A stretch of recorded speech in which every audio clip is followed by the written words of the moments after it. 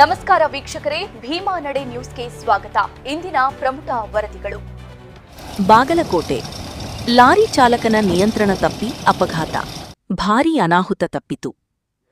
ಬಾಗಲಕೋಟೆ ಜಿಲ್ಲೆ ಬಾಗಲಕೋಟೆ ತಾಲೂಕಿನ ತಿಮ್ಮಾಪುರ ಕ್ರಾಸ್ ಸಮೀಪ ಇಂದು ಬಲ್ಕರ್ ಎನ್ಟಿಪಿಸಿಯಿಂದ ಲೋಕಾಪುರ ಫ್ಯಾಕ್ಟರಿಗೆ ತೆರಳುತ್ತಿದ್ದ ಲಾರಿಯ ಚಾಲಕನ ನಿಯಂತ್ರಣ ತಪ್ಪಿದ ಪರಿಣಾಮ ಅಪಘಾತ ಸಂಭವಿಸಿದೆ.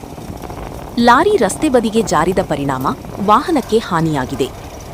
ಘಟನೆಯ ವೇಳೆ ಸುತ್ತಮುತ್ತಲಿನ ಜನರು ಸ್ಥಳಕ್ಕೆ ಧಾವಿಸಿ ನೆರವು ನೀಡಿದರು. ಪ್ರಾಥಮಿಕ ಮಾಹಿತಿಯ ಪ್ರಕಾರ ಘಟನೆಯಲ್ಲಿ ಯಾವುದೇ ಪ್ರಾಣಹಾನಿ ಸಂಭವಿಸಿಲ್ಲ.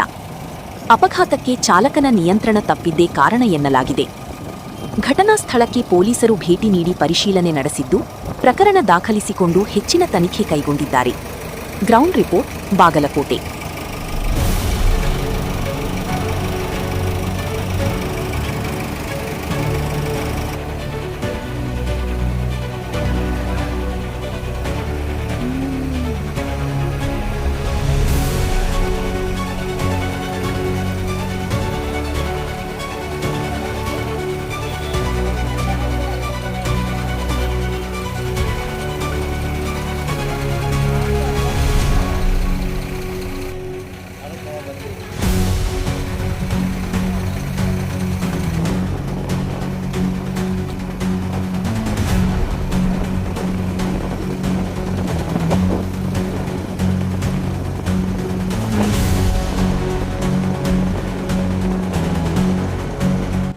ಇನ್ನಷ್ಟು ಸುದ್ದಿಗಳಿಗಾಗಿ ತಮ್ಮ ಭೀಮಾ ನಡೆ ಚಾನೆಲ್ನ ಸಬ್ಸ್ಕ್ರೈಬ್ ಮಾಡಿ, ಲೈಕ್ ಮಾಡಿ, ಶೇರ್ ಮಾಡಿ. ಧನ್ಯವಾದಗಳು.